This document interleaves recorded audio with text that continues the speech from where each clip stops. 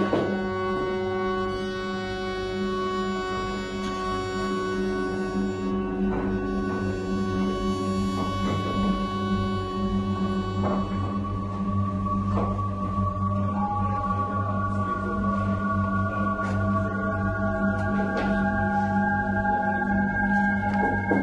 Conjuring Poem by Simon Whitfield. By primal life, dividing in the deep, by giant shark and breaching ichthyosaur, by nameless horror, dark in the abyss, by rearing head and chip-crunching jaw, by loaded vessel, stately quinquereme, by dragon ship marauding from the fjords, by leather curragh, questing caravel, by sea dog, moulding life to time and tide, by sunny water, crystalline and still, by donkey ride, by shading parasol, by tanning body, seal-like on the shore, by brochured holiday and package tour, by monster wave obliterating the storm, by poisoned fish and oil-polluted sand, by drift of plastic flotsam bobbing slow, by dwindling shoal and scientific fear. By these and more I conjure 7 seas, ancient, ageless, extending a mantle round the world.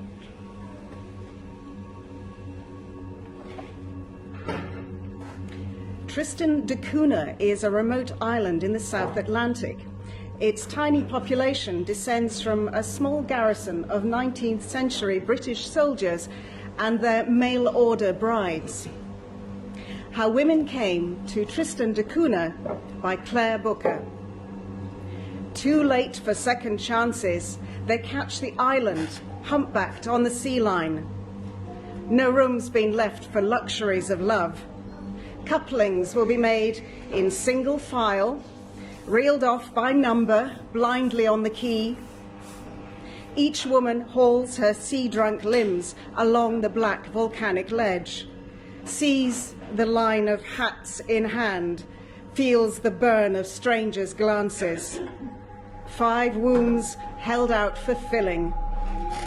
5 pairs of eyes already pouring on the mark, past creels of crayfish, stinking skins, potato stacks piled high.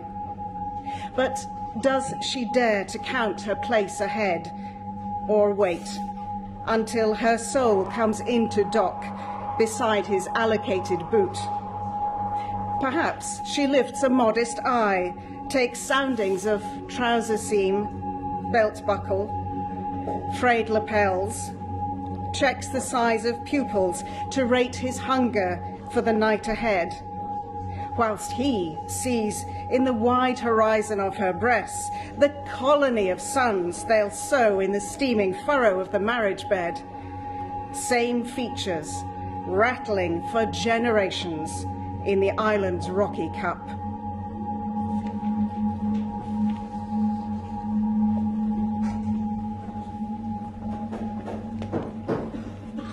False Light by John Richardson. All is night fog. No moon or stars to tell we have the lantern lure ready, lifted high on poles by our barefoot women. Dreamlike they make a slow, silent waltz down the beach. The fog banks and drifts so thick at times they disappear.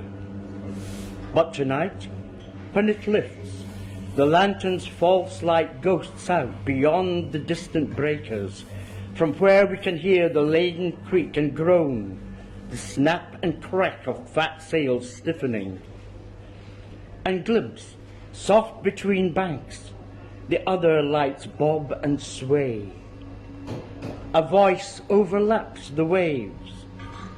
By the mark, 5, to swell the return. See you no land.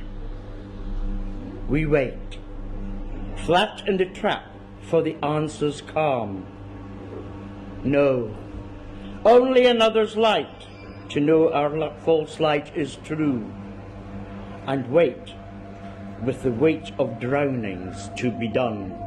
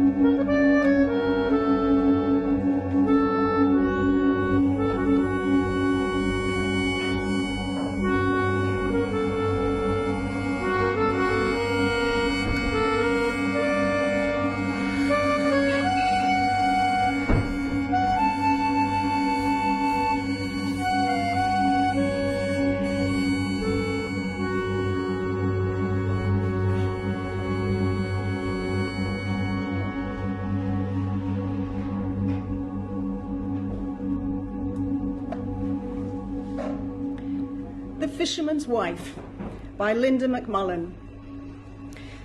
When I met my husband, he was a modest clerk at a promising company.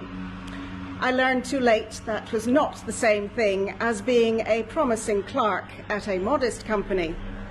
Soon after we married, he was dismissed. That's what he said, as if he hadn't been sacked.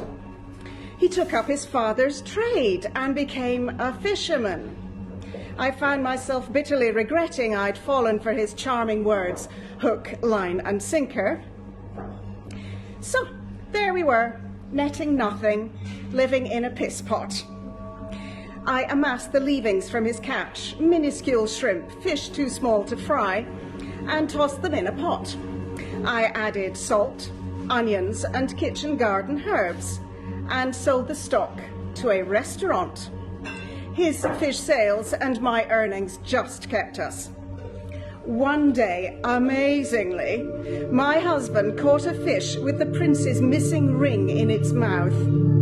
The poor dullard wanted to simply return it. I encouraged him, using my wifely wiles, to seek a reward. He resisted. I persisted. He finally agreed. He came home with a few coins and a new fishing net. Idiot!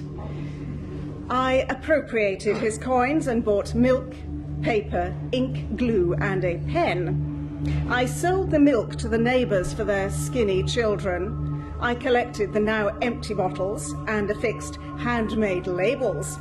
Mrs. Hannah's fish stock. Then I hiked to the hotel and sold the stock at a tidy profit. My husband called it dubious. I called it enterprising. I bought more milk bottles and sold the milk as before. I labelled them Mrs. Hannah's famous fish stock and touted their robust flavour to the overpaid cooks in the gentlemen's kitchens. They were happy to spend a little money to save time. The bottles sold for 10 times what the restaurant paid. My husband said, "That's not right, Hannah." And I said, if it weren't worth that, they wouldn't pay it. And so my business grew. I moved us into a cottage at the edge of town. Fish stews were all the rage among the gentry in those days. I hired a boy to walk among the piss-pot neighbours we'd left behind, to swap milk for the fisherman's remainders. I bought a cauldron. My husband suggested uneasily that my acumen resembled sorcery. I suggested briskly he take a long stroll off a short pier. Soon we could afford a proper house, a plot of land next to it. I grew my own onions and herbs. I built a shed to store the produce and house a kitchen. There, The boy and I could tend several cauldrons at once. I began producing vegetable stocks too. My husband retreated to the piss pot. He began spreading some wild story that I thought I was greater than God. But truth be told, I didn't care. I was quite happy to leave him to flounder.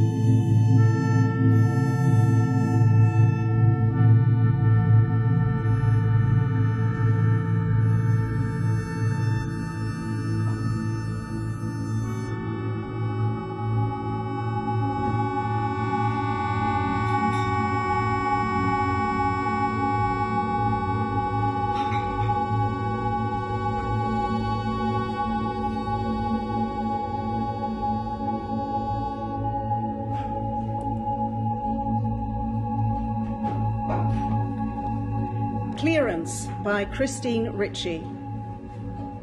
Edging the darkness of the land, a gleam of grey as heavily the white ship tears itself away. Its ropes cast off, set loose, sea changed, it soars. Wings spread, skims waves, and westward sets its course. Encouraged by wind and tide in close conspiracy, the gap grows wide and wider still. Those left behind with urgency must climb the hill, keeping close watch on shrinking sail and mast to ward off what must surely come at last: separation, emigration, isolation, desolation. Scattered schist and gneiss gaze blindly out to sea, monochrome, imprinted still with memory. Extinguish now the spark that could ignite those stones, the force that gave identity, the fire of love that warmed our homes. The great white ship, seabird of black, black sorrow, our land left with the blackness of tomorrow. The great white sheep and Curramore, Mackay no more, MacLeod no more, this land is ours no more, and not one soul with power to give us aid. And still the white ships ply their soulless trade.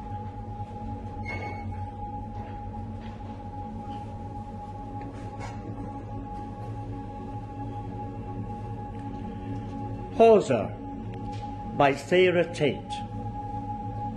Rope caught, snake chained, heave, stretch, twist, fight, pull, grimace braced, breath held, iron clenched, curse grunt, hold, Salt shore, callous bone, leather skinned, muscle burned, moored. Shanty cord, taut heft, breeze taut, load lowered, stowed. Sail reefed, coin jinked, ale brimmed, moon cupped, dawn.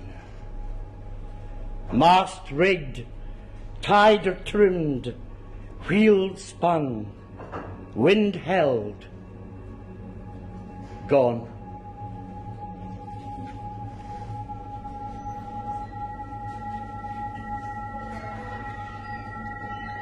In the Shadows, on the Shore, Leith, by Jane Aldous.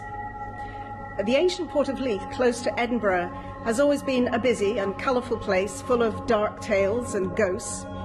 This is the voice of one ghost bewildered at the sight of archaeologists digging up her past. Why do they always arrive at such awkward times, these people of the future with dirt on their clothes carrying muckle tools? One time they appeared through a stone floor as I was closing a man's eyes in a plague hospital. Another time I was kissing a sailor on the sea wall and they were scratching, on their knees, scratching at the mortar. I see them mouthing words I cannot hear. They come and go, fascinated by bits and pieces of wood and stone and metal. I'm such a cheeky bosom, you know, but they never see me, or any of the sailors or stevedores, the dockers, merchants, beggars, or women working behind curtains and closed doors. I've tried yelling in their ears, blocking their way, waving my cloak at them to cause a stramash, but they just walk right through me. The stories I could tell, the characters I've seen, from all the ships from every place, the fights and curses, broken heats and stolen purses, all the peely-wally wretches taken from below, cargoes being loaded and unloaded, wine and spirits, cattle, sheep, not forgetting all the fond meetings and departings, while all around lums are reeking. Only the sea never changes, always the same, in and out, dark slaps against the harbour wall. Only the water knows what's gone before and what the future holds.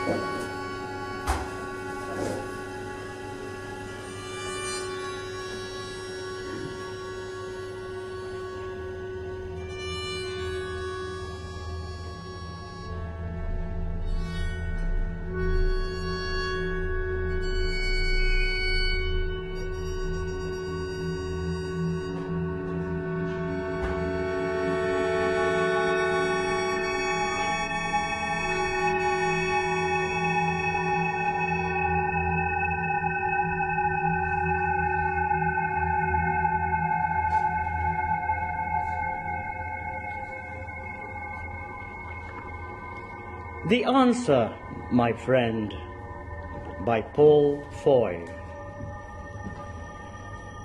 It might be that the day takes you down to the beach with your book and wraparound sunglasses, your beats and that blast from the past playlist that you made when you realise that loss is all about finding again.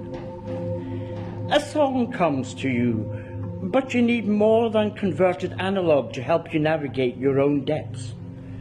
There's stuff in there, way in there, teasing at your present. Whispers of memories like little fish scrabbling at a drop morsel of food that bobs in defiance of direction. It might be that you stay on later than you planned as the wind challenges your digital noise. Fight back and damage your ears, it tells you, and there on your own you learn that the wind can laugh. And why wouldn't it? It laughs like your granny did when she told you stories that didn't sound true but must have been. After all, it was Gran doing the telling. A stronger gust of wind, sand that makes your eyes water, and you are here with her again, taking shelter between the anti-tank blocks and the pillboxes. She's muttering because she can't get her match to stay lit. You never thought it was strange that she rolled her own cigarettes. You were never told never to ask where Grandpa was. But once she gets it lit, the end of her rolly glowing, she'll tell you about the day the weather stopped the slaughter. The enemy came in on boats, shooting at our boys on the beaches, while our brave soldiers shot back at the figures jumping through the oncoming waves. Yet not a single bullet hit its target. Why? Well, I will tell you why. Because the wind was so strong that day, even stronger than today, and even stronger than the wind now, which in this chosen present feels like the same wind from all those years ago. And that wind had put up with enough of their nonsense and blew all the bullets up into the air to swirl away and off out into the sea to sink harmlessly to the bottom. But was that enough? No. The order was given, and out came the bayonets, men terrorized by their own determination to mutilate and kill. The men in the water, up to their waists, then their knees, then speeding forward as their feet raced against the surf. On the beach, our men stood ready, terrified, but staying where they stood, wanting to drop their rifles and run because they had loved ones waiting at home.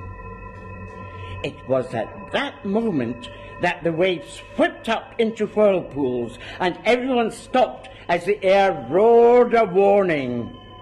It spun around them, all of them, friends and enemies alike, nudging them on the shoulder, sneaking in behind and thumping them on the back, grabbing their helmets and messing up their hair. And do you know what it did then? You don't answer, but your gasping face says that you can't wait to hear more. Your granny's words are blowing about above your head, and you're hanging on to every single one of them for fear that this moment will get away from you. It was so sick and fed up that it blew the faces right off the men. Oh, Gran, that sounds a bit silly. As silly as men trying to kill other men they didn't even know, So it blew their faces off. Can the wind really do that? It's the wind. It can do what it likes. You draw that wind, the very same one, right into your lungs. Hold it there, savouring the strength of it. So then the men had to scramble all over the beach and in the water to try and find their own face. But that's easier said than done. It's a strange but true fact that the face we find the hardest to recognize is our own. We could pass it in the street and not give it a second thought. What did the men do, you ask? You put your hand to your cheek to make sure your face is staying right where it should. You think of all the muscles and blood vessels exposed to the elements, all those nerves exposed to a world more intense than your skin had ever let on. They did the only thing they could do. They picked up any face they could find and put it on. But what about the sand? Wouldn't it get under their skin? Oh, they were so glad to get a face back that I doubt they even noticed. And after all the face they put on in place, and they fitted surprisingly well, even though they weren't the right ones, nobody was sure who was enemy and who was friend. They looked at each other, and when one man looked at another who was meant to be his enemy, what he saw was the face of his best friend, the young man he'd gone to school with, and learned how to grow up with, and trained in the army with, knowing that one day they might die together.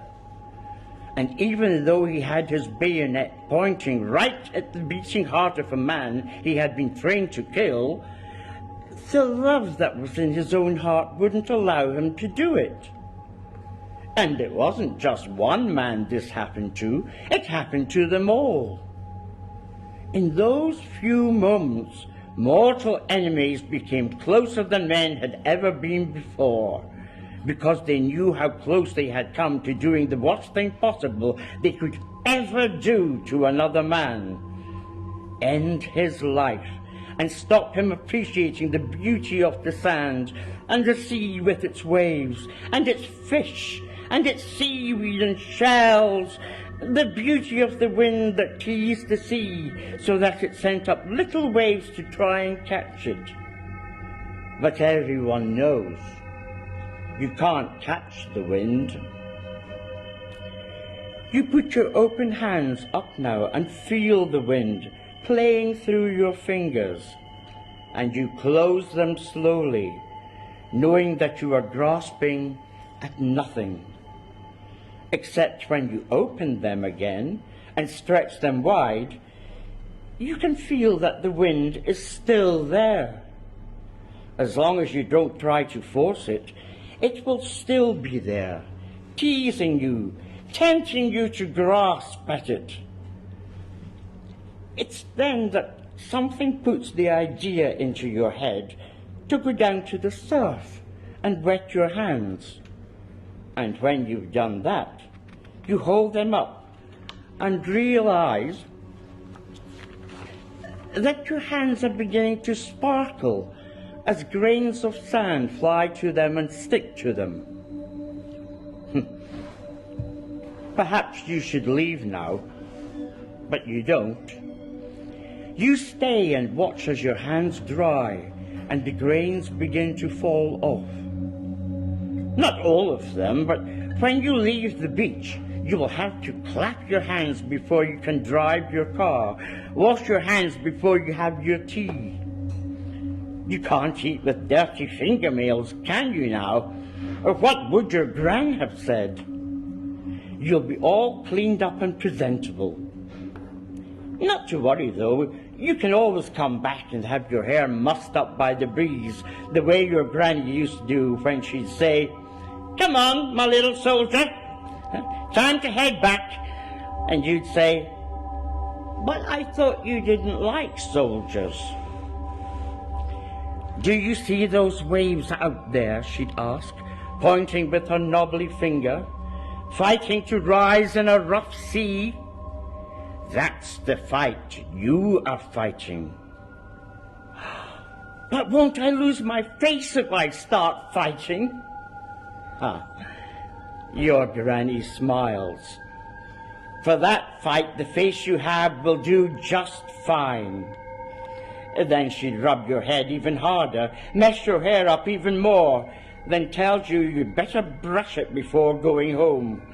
You can't go about looking like that.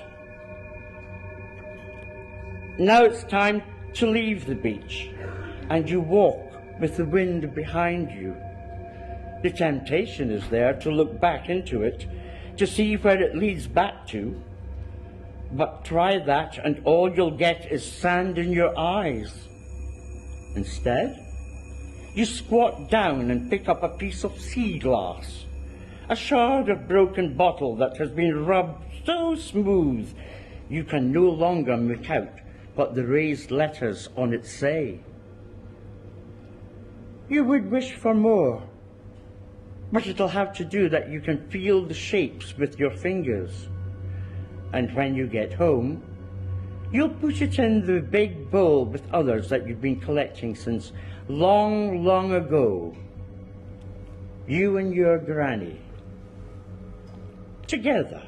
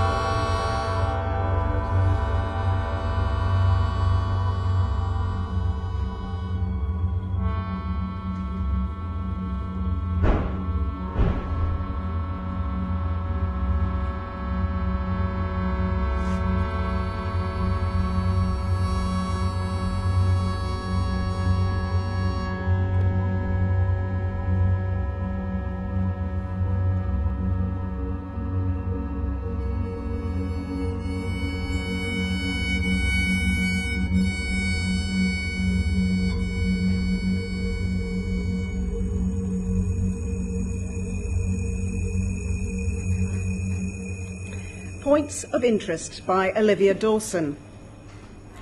Every morning, I open my front door and step out into a stuccoed world. There are unstolen bottles of milk standing like skittles on the porch. No moody cloud forests or brilliant salt flats, just a hopscotch of concrete that leads to school, the high street, the forbidden fruits of Biber. At home, my father helps me trace maps of Bolivia. We mark grandmother's grave in La Paz with a cross, track the vagaries of the Rio Magdalena to find great-grandpa's house in Mompox. Weighted with an unpronounceable name on my satchel, I take care to speak English and hope nobody clocks me. All I long for is to set sail for places I know so well, but have never known.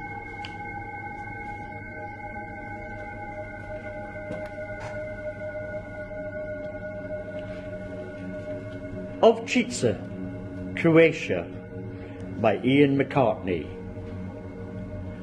On this slim torso of a beautiful man called Earth, we slip palms under beaches of coin, eggshell smooth as china plate beside a froth-cracked pool of melting jade, throwing mesh net curtains mountains into the air, waves slapping their stars on rock, glittering reflections preserved in salt.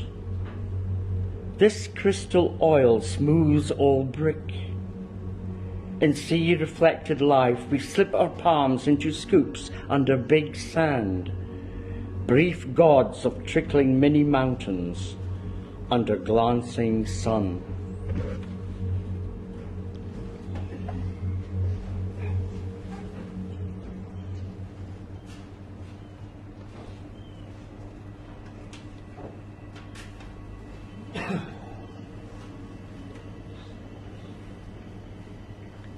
Listen, Noah's Wife, by Ropatucha Greenberg.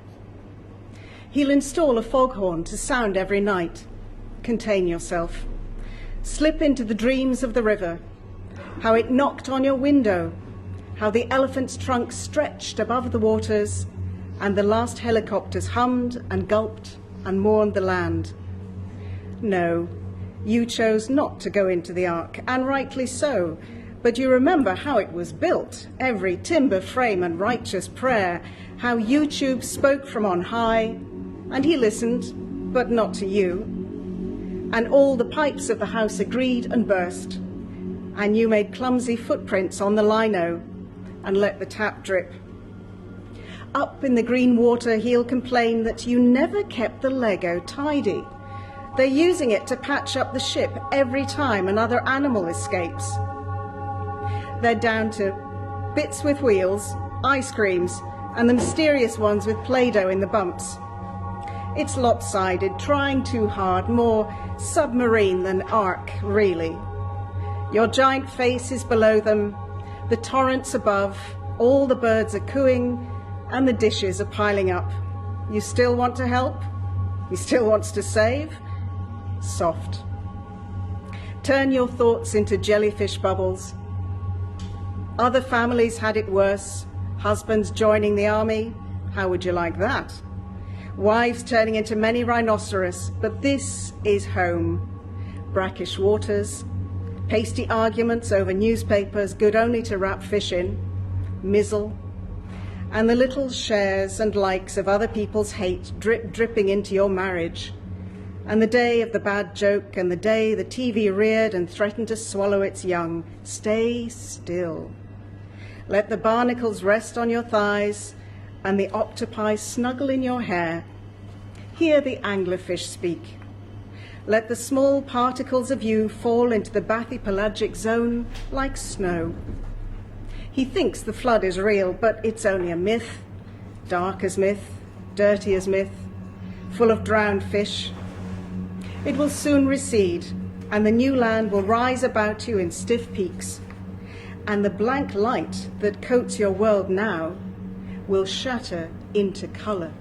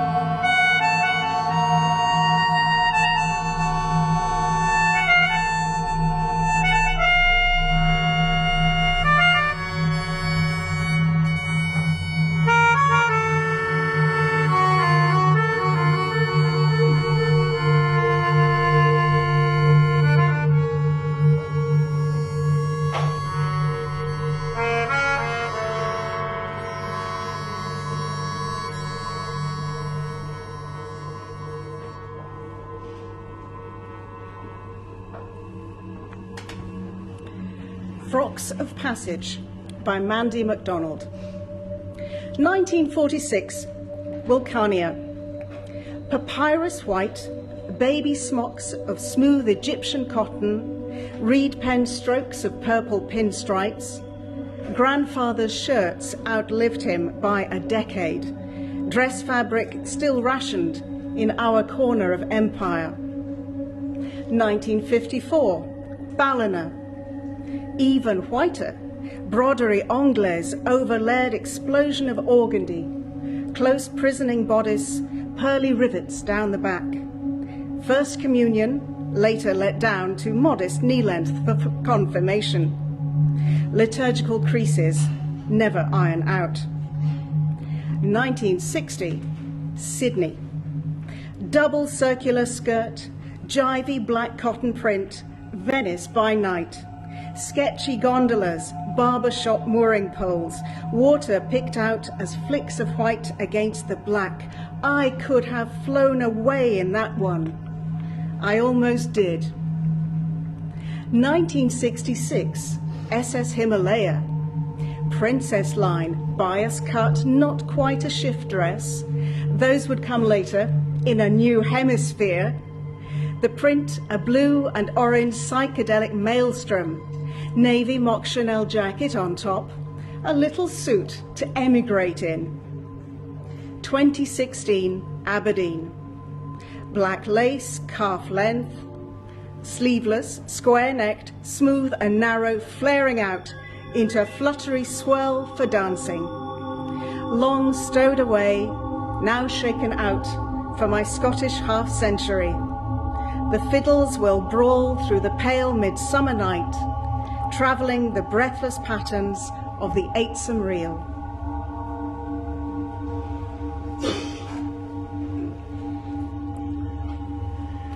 The next poem, The Watchers by Elizabeth Parker, after the sculpture Another Place by Anthony Gormley, incorporates a section from Lines Written a Few Miles Above Tintern Abbey by William Wordsworth. Of something far more deeply interfused, whose dwelling is the light of setting suns, and the round ocean, and the living air, and the blue sky, and in the mind of man. The Watchers. Crosby Beach yearns, desiring feet, paws, hungry as sand churning slithers of light. They watch days shrink to a line and always too much sky. Rusted eyes sweep for news. No, there is no use searching light or the sea's dark knots. No use fathoming for truth among the wafting roots. Of something far more deeply interfused. The estuary skims them, wet, salted breeze, gull keens, a frigate's low horn, dimmed by white miles. Light confuses sleek water as tide changes in their rusted minds. A surge in the blood as they dream their lost swelling on the horizon slinks back. Hope slumps as they dread the ship sunk. Whose dwelling is the light of setting suns. They have watched so long, time has mapped them with lurid crusts, frail rinds, oxide blisters. Every day their grief brightens as they let themselves rust. The body's changing tides laid bare as they hold the water's stare, sift along the seam of last light, infusing their gaze with a final glare.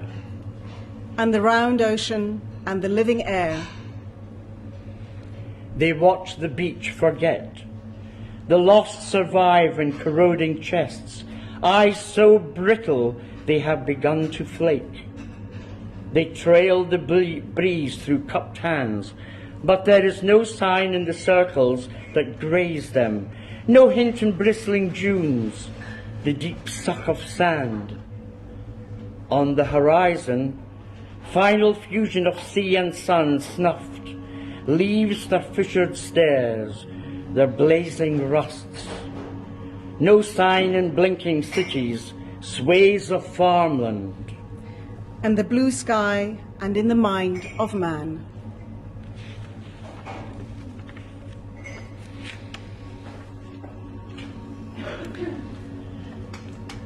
Woman from North India on Boster Beach by Eleanor Brooks. She'd come on holiday with friends from Inverness, selling jewellery, high-quality necklaces made by girls from Thailand and Nepal to tempt the tourists at the summer stalls. Her kids jumped in the waves, shrieked at the cold. Close by us lay an urchin, a gull-white bowl, pricked out in dainty needlepoint and packed with sand.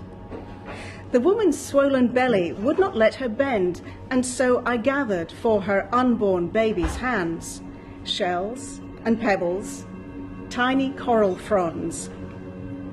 The surging sea, indifferent, still rolled its treasures round each continent and pole. Together we stood and watched the rising swell that at full height would ring the time-tide bell.